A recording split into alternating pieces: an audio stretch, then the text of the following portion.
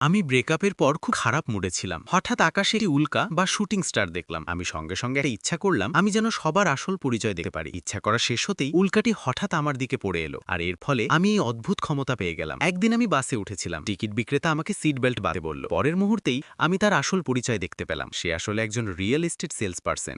আমার কথা শুনে সে খুব অবাক হয়ে গেল। তখন ড্রাইভার কৌতূহলবশত জিজ্ঞেস করলো আমি কি তার পরিচয়ও দেখতে পারি। অবাক করার মতো বিষয় হলো আমি দেখলাম ড্রাইভার আসলে একজন খুনি। ঠিক তখনই সে অস্ত্র বের করতে যাচ্ছিল, কিন্তু কেউ আমার কথা বিশ্বাস করল না, বরং সবাই আমাকে নিয়ে হাসাহাসি করতে লাগলো। আমি কাউকে পাত্তা না দিয়ে দরজার দিকে দৌড়ে নামতে গেলাম। টিকিট বিক্রেতা আমাকে শান্ত করার চেষ্টা করলো।